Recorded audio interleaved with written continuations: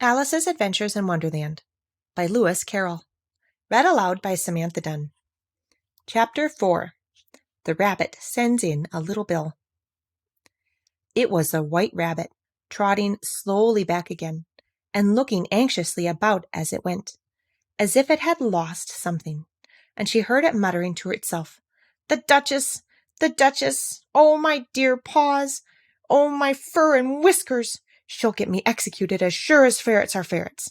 Where can I have dropped them, I wonder?" Alice guessed in a moment that it was looking for the fan and the pair of white kid gloves, and she very good-naturedly began hunting about for them. But they were nowhere to be seen. Everything seemed to have changed since her swim in the pool, and the great hall, with the glass table and the little door, had vanished completely. Very soon the rabbit noticed Alice as she went hunting about, and called out to her in an angry tone, "Why, Marianne, what are you doing out here? Run home this moment and fetch me a pair of gloves and a fan. Quick now!" And Alice was so much frightened that she ran off at once in the direction it pointed to, without trying to explain the mistake it had made. "He took me for his housemaid," she said to herself as she ran. "How surprised he'll be when he finds out who I am. But I had better take him his fan and gloves. That is, if I can find them." As she said this, she came upon a neat little house, on the door of which was a bright brass plate, with the name W. Rabbit engraved upon it. She went in without knocking, and hurried upstairs, in great fear lest she should meet the real Marianne, and be turned out of the house before she had found the fan and gloves. "How queer it seems," Alice said to herself, "to be going messages for a rabbit. I suppose Dinah will be sending me on messages next." And she began fancying the sort of thing that would happen. "Miss Alice, come here directly and get ready for your walk." "Coming in a minute, nurse. But I've got to see that the mouse doesn't get out. Only I don't think," Alice went on, "that they'd let Dinah stop in the house if it began ordering people about like that." By this time she had found her way into a tidy little room with a table in the window, and on it, as she had hoped, a fan and 2 or 3 pairs of tiny white kid gloves. She took up the fan and the pair of the gloves, and was just going to leave the room when her eye fell upon a little bottle that stood near the looking-glass. There was no label this time with the words "Drink me," but nevertheless she uncorked it and put it to her lips. "I know something interesting is sure to happen," she said to herself, "whenever I eat or drink anything, so I'll just see what this bottle does. I do hope it'll make me grow large again, for really I am quite tired of being such a tiny little thing." It did so indeed, and much sooner than she had expected. Before she had drunk half the bottle, she found her head pressing against the ceiling, and had to stoop down to save her neck from being broken.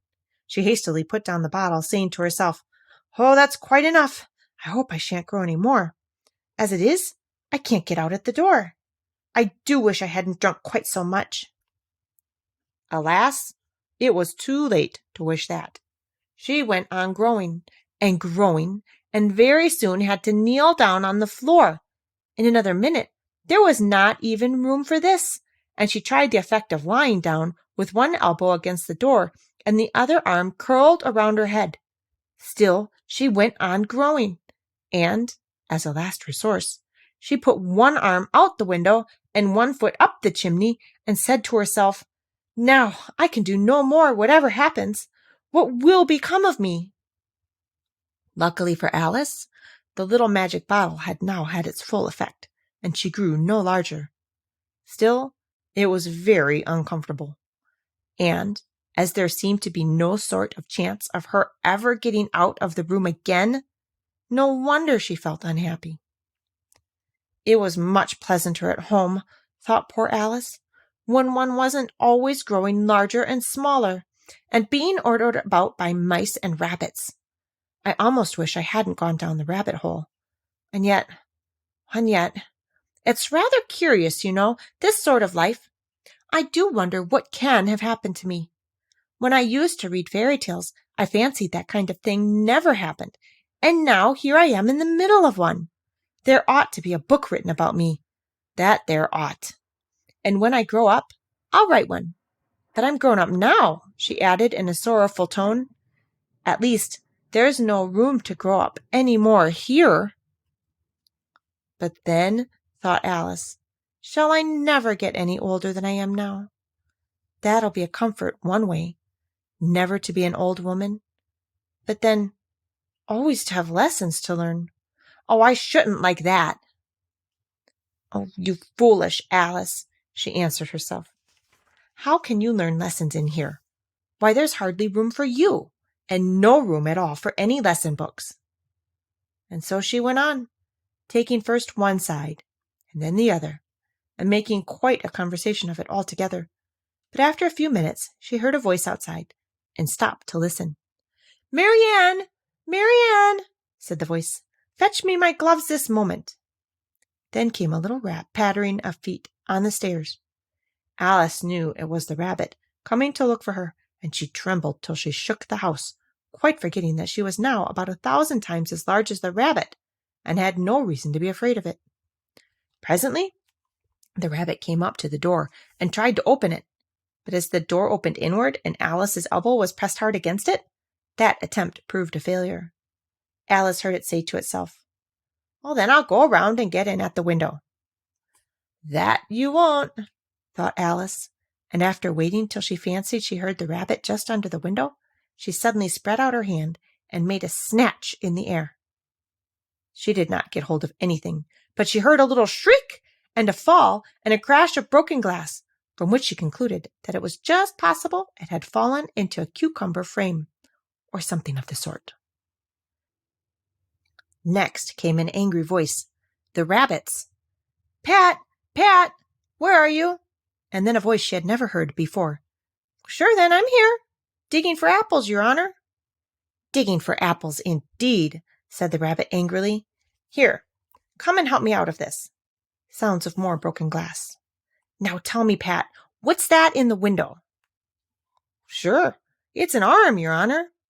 He pronounced it arm. "An arm, you goose? Who ever saw one that size? Why, it fills the whole window." "Sure it does, your honor, but it's an arm for all that." "Well, it's got no business there, at any rate. Go and take it away." There was a long silence after this, and Alice could only hear whispers now and then, such as, "Sure, I don't like it, your honor, at all, at all. Do as I tell you, you coward." And at last she spread out her hand again and made another snatch in the air. This time there were 2 little shrieks and more sounds of broken glass. "What a number of cucumber frames there must be," thought Alice. "I wonder what they'll do next. As for pulling me out of the window, I only wish they could. I'm sure I don't want to stay here any longer." She waited for some time without hearing anything more.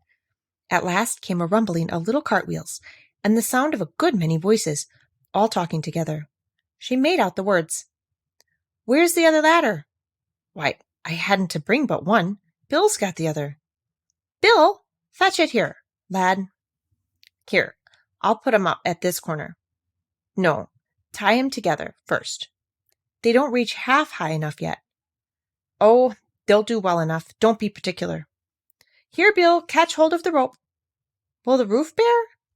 "Mind that loose slate." "Oh, it's coming down. Heads below." A loud crash. "Now, who did that?" "It was Bill, I fancy." "Who's to go down the chimney?" "Nay, I shan't. You do it." "That I won't, then." "Bill's to go down." "Here, Bill. The master says you're to go down the chimney." "Oh, so Bill's got to come down the chimney, has he?" said Alice to herself. "Shy. They seem to put everything upon Bill. I wouldn't be in Bill's place for a good deal. This fireplace is narrow, to be sure, but I think I can kick a little." She drew her foot as far down the chimney as she could, and waited until she heard a little animal, she couldn't guess of what sort it was, scratching and scrambling about in the chimney close above her, then saying to herself, "This is Bill." And she gave one sharp kick and waited to see what would happen next. The first thing she heard was a general chorus of, "There goes Bill!" Then the rabbit's voice along, "Catch him, you by the hedge!" Then silence. Then another confusion of voices. Hold up his head. Brandy now. Don't choke him. How was it, old fellow? What happened to you? Tell us all about it. Last came a little feeble squeaking voice. That's Bill, thought Alice. Well, I hardly know. No more, thank you. I'm better now. But I'm a deal too flustered to tell you. All I know is something comes at me like a jack-in-the-box, and up I goes like a skyrocket. So you did, old fellow, said the others. We must burn the house down, said the rabbit's voice, and Alice called out as loud as she could. If you do, I'll set Dinah at you. There was a dead silence instantly, and Alice thought to herself, I wonder what they will do next. If they had any sense, they'd take the roof off. After a minute or two, they began moving about again, and Alice heard the rabbit say, A barrowful will do to begin with. A barrel full of what? Thought Alice. But she had not long to doubt, for the next moment a shower of little pebbles came rattling in at the window, and some of them hit her in the face. I'll put a stop to this, she said to herself, and shouted out, You had better not do that again, which produced another dead silence. Alice noticed that with some surprise that the pebbles were all turning into little cakes as they lay on the floor, and a bright idea came into her head. If I eat one of those cakes, she thought, it's sure to make some change in my size, and as it can't possibly make me larger, it must make me smaller, I suppose. So she swallowed one of the cakes, and was delighted to find that she began shrinking directly. As soon as she was small enough to get through the door, she ran out of the house, and found quite a crowd of little animals and birds waiting outside. The poor little lizard Bill was in the middle, being held up by 2 guinea pigs, who were giving it something out of a bottle.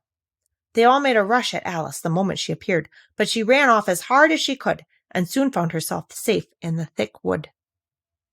The first thing I've got to do, said Alice to herself, as she wandered about in the wood, is to grow to my right size again. And the second thing is to find my way into that lovely garden. I think that would be the best plan. It sounded like an excellent plan, no doubt, and very neatly and simply arranged. The only difficulty was that she had not the smallest idea how to set about it. And while she was peering about anxiously among the trees, a little sharp bark just over her head made her look up in a great hurry.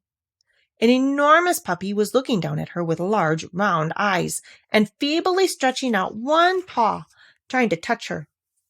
Poor little thing, said Alice in a coaxing tone, as she tried hard to whistle to it.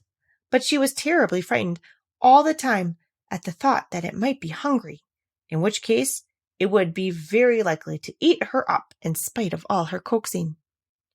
Hardly knowing what she did, she picked up a little bit of stick and held it out to the puppy, whereupon the puppy jumped into the air off all of its feet at once, with a yelp of delight, and rushed at the stick, and made believe to worry it. Then Alice dodged behind a great thistle to keep herself from being run over, and the moment she appeared on the other side, the puppy made another rush at the stick, and tumbled head over heels in its hurry to get a hold of it. Then Alice, thinking it was very like having a game of play with a cart horse, and expecting every moment to be trampled under its feet, ran round the thistle again. Then the puppy began a series of short charges at the stick, running a very little way forward each time, and a long way back, and barking hoarsely all the while, till it at last sat down in a good way off, panting, with its tongue hanging out of its mouth, and its great eyes half shut.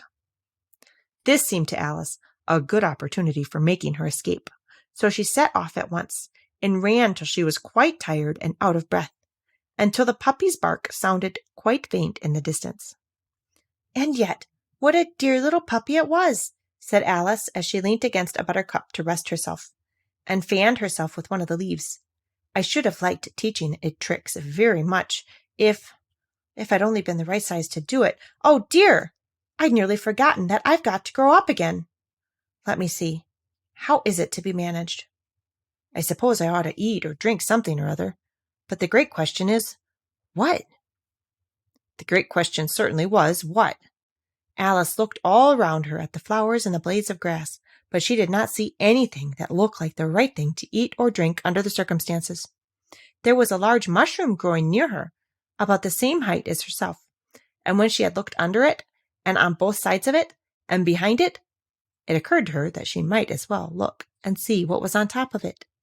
She stretched herself up on tiptoe and peeped over the edge of the mushroom, and her eyes immediately met those of a large caterpillar that was sitting on the top with its arms folded, quietly smoking a long hookah, and taking not the smallest notice of her or of anything else.